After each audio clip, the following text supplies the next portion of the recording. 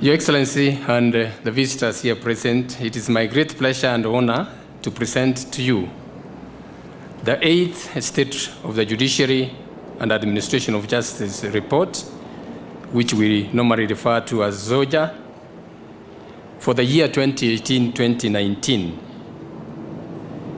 This is, Your Excellency, a requirement, a legal requirement under Section 5 of the Judicial Service Act, along with Articles 10 and 159 of the Constitution, that we make a report every year. It's a report in a way that reports to the public what we are doing and the various issues that we have. The report also invites comments, compliments, and critiques from members of the public and the other arms of government, as well as stakeholders, and in short, to requests for an open-minded engagement so that we can know the concerns of the people we serve. So, Your Excellency, this is a report for us to tell the country what we are doing and the challenges even that we are experiencing. I gave a promise to the country that we were going to clear backlogs, which are in cases which are more than 5 years old. With the funding that we had, Your Excellency, in about a year, we clear from a backlog of 170,000 cases. We brought them down to only 38,000. Then we had plans to continue tackling those cases of 5 years and above as we deal with the current ones. Then the budget cuts comes and we are ground to a halt. The second thing, Your Excellency, is that during this year that we are reporting, we had a backlog, and the backlog here I'm referring to cases which are more than 1 year, of 341,156, compared with the previous year when they were 372. We reduced them by 9% and brought them down, and we did quite well. Then, as we stand now, during this period, we resolved a total of 469,356. All the courts put together, we cleared those cases in 1 year.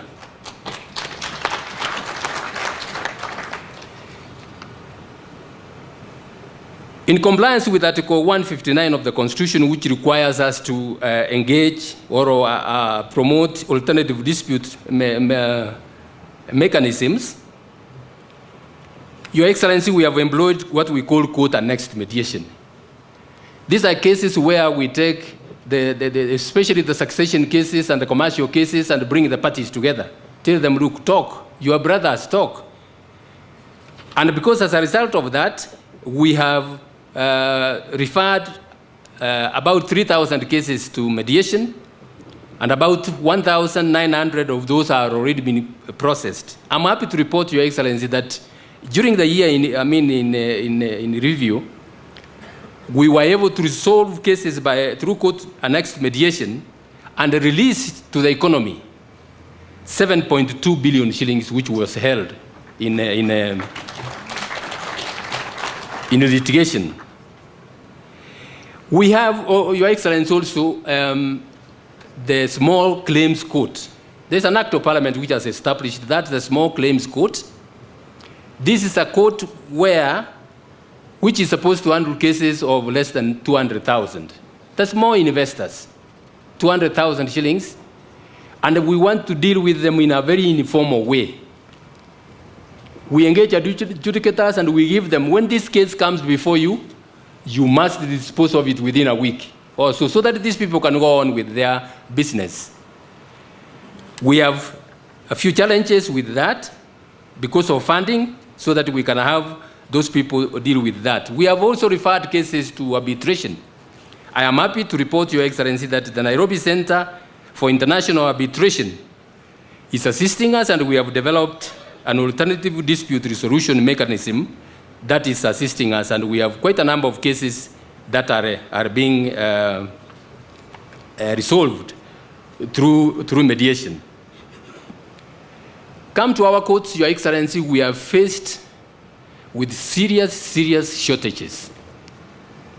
In fact, I could say, other than the Supreme Court, the rest of the courts are operating at about 50% of the establishment. In the Court of Appeal, for example, Your Excellency, we have about half the judges we are supposed to have.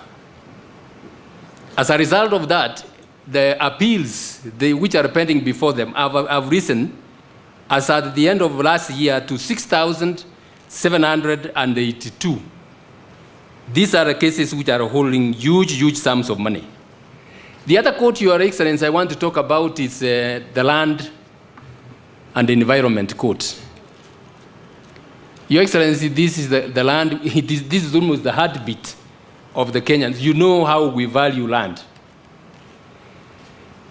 With the numbers we have a backlog of 17,833 as of last year. And now, this is the sad bit of it. The judges in Nairobi are not able to give a date for hearing of any case this year. They are actually giving dates next year. I'm told they have moved to March, April next year. That's the sad bit of it. And you are telling somebody to wait until that time. So Your Excellency, we are reporting the challenges that we have in finances and in manpower, so that we can see a way that we can be assisted to move forward. Your Excellency, it is the policy of the judiciary to leverage on technology. I must say that we are among, if not the only, we are among the very few government institutions which have not leveraged on technology. Our proceedings are still manual. The court files are all manual. Why? Because ICT, as you know, Your Excellency, is an expensive exercise. But it's something we have no choice. We have no choice. If you compare, Your Excellency, with the other institutions, KPLC sends us these days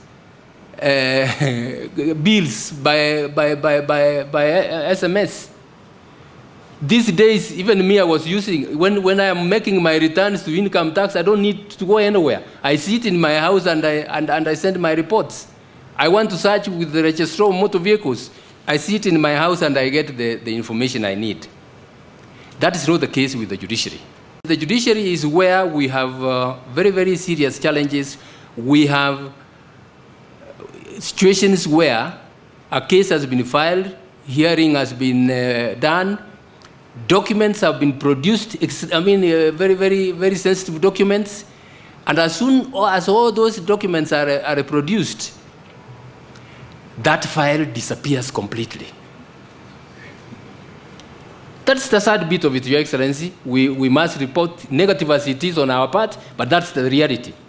Why? Because somebody has, through corruption, gets that file completely lost. And then we have a huge problem. Allow me, Your Excellency, to give you one other incident where you will see how difficult it is. One case, a case has been heard, witnesses have come, some from overseas, and it has been concluded. The judgment has been made, huge sums of money, and then what remains now is execution, attachment, and other things. The file disappears completely. What would that require? It will require that you start all over again. But fortunately, Your Excellency, the judge who heard the matter had typed the judgment on his computer. and he had it. And you know, Your Excellency, in judgments, you relate, you say what the case is all about, the dispute, how it arose, and in a summary. In short, it captures everything that requires to be captured. With that judgment, I directed the court to open a skeleton file. We, of course, made sure that we have enough copies saved somewhere, and I directed execution to proceed. And they went ahead and executed. That man tried to, they tried to say the court file is here. He said, look, we have the judgment here. What else do we need? We need everything is here. And we moved. Supposing we didn't have that judgment, we would have been in a very, very difficult situation. What am I talking about, Your Excellency? I'm talking about the integrity of the court record. To maintain it, we need to leverage on technology, and we need you to help us. We are doing bits and pieces here, but it's not yet enough. And we have already made arrangements to use technology. We are working with the Ministry of Technology and the ICT authority, so that we can, and we have even agreed, Your Excellency, to, because court records are public documents, we want to use a JIRA program, so that these proceedings are done expeditiously, they are transcribed, and we move forward so that we can finalize. We will be very happy, Your Excellency, if you would intervene for us, and it will get us to have ICT, honest.